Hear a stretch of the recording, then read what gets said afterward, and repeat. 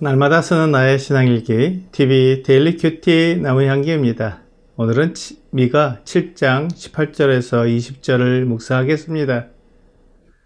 주와 같은 신이 어디 있으리이까? 주께서는 죄악과 극기업에 남은 자의 허물을 사유하시며 인애를 기뻐하심으로 진노를 오래 품지 아니하시나이다. 다시 우리를 불쌍히 여기셔서 우리의 죄악을 발로 밟으시고 우리의 모든 죄를 깊은 바다에 던지시리이다. 주께서 옛적에 우리 조상들에게 맹세하신 대로 야곱에게 성실을 베푸시며 아브라함에게 인애를 더하시리이다. 미가 선지자는 이제 그를 끝맺고 있습니다. 그가 경험한 하나님, 그가 믿고 의지하는 하나님의 성품을 생각하면서 그가 결론으로 맺은 한마디는 주와 같은 신이 어디 있으리이까입니다. 이 말은 미가 선지자의 이름과 같은 의미입니다. 그는 자기 이름의 뜻이 주와 같은 이가 누구리이까 이기에 주 하나님이 어떤 분인지 늘 생각했을 것입니다. 이방 나라의 신들은 어떤 신들인지 이스라엘에게 행하시는 하나님이 어떤 분인지 계속 생각했을 것입니다. 그리고 그가 내린 결론은 주와 같은 신이 어디 있으리이까 였습니다.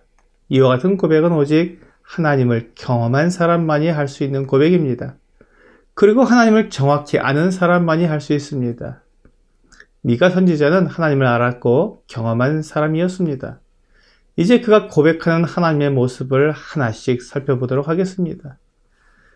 주께서는 죄악과 그 기업에 남은 자의 허물을 사유하시며, 그렇습니다. 미가 선지자가 첫 번째로 고백하는 하나님의 성품은 사유하시는 하나님이십니다. 죄와 허물을 용서하시는 하나님을 우리 하나님의 가장 첫 번째 특징으로 손꼽은 것입니다. 이 세상 그 어떤 신이 하나님처럼 죄와 허물을 용서할 수 있겠습니까? 오직 하나님 외에 죄를 용서하실 수 있는 분이 없습니다.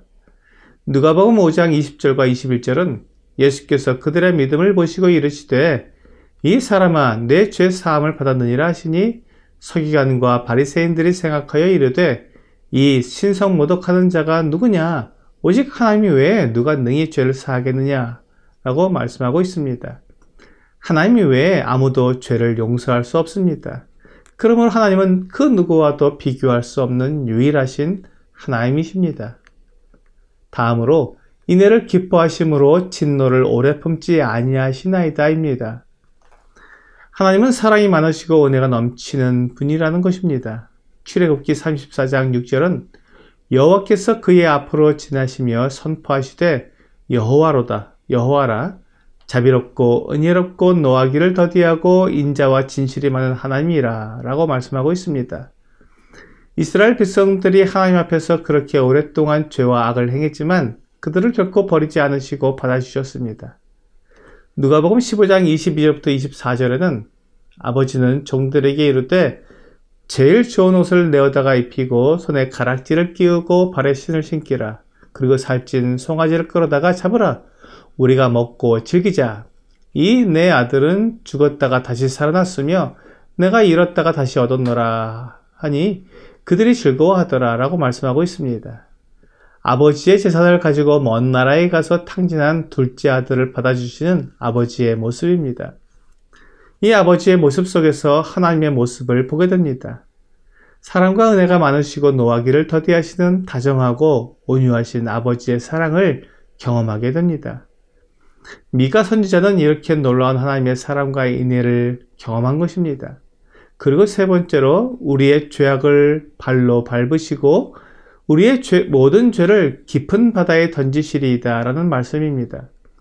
하나님은 우리의 죄를 용서해 주실 뿐만 아니라 우리에게서 죄를 없애주시는 분이십니다. 시편 103편 12절은 동이 서에서 먼 것 같이 우리의 죄과를 우리에게서 멀리 옮기셨으며 라고 말씀하고 있습니다.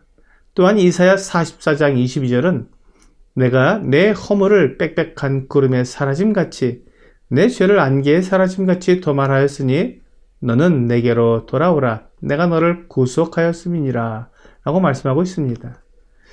사실 이스라엘 백성들은 하나님께서 그들의 죄를 완전히 도말해 주시는 경험은 아직 하지 못했습니다. 사람들의 죄를 완전히 다 없애주시는 것은 우리의 구원자이신 예수 그리스도를 통해 이루어졌기 때문입니다. 요한복음 1장 29절은 이튿날 요한이 예수께서 자기에게 나오심을 보고 이르되 보라 세상 죄를 지고 가는 하나님의 어린 양이로다 라고 말씀하고 있습니다. 이것이 무슨 말씀입니까?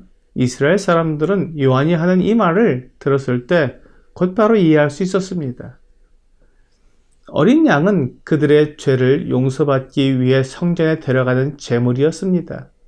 내 죄를 용서받기 위해서는 양이나 염소와 같은 제물이 필요했습니다. 그러나 그 양으로는 나의 모든 죄가 다 용서될 수 없었습니다.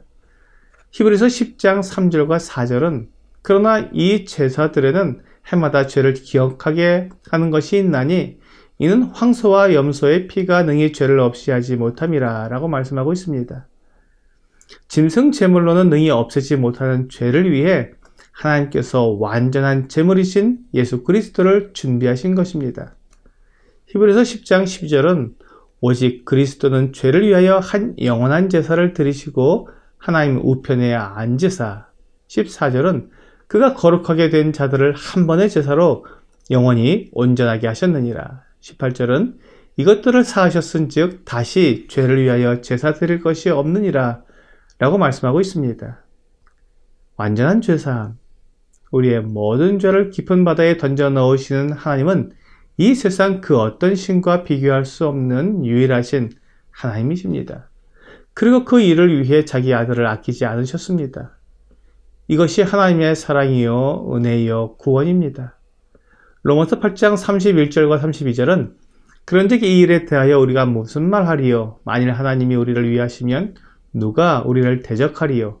자기 아들을 아끼지 아니하시고 우리 모든 사람을 위하여 내주시니가 어찌 그 아들과 함께 모든 것을 우리에게 주시지 아니하겠느냐 라고 말씀하고 있습니다.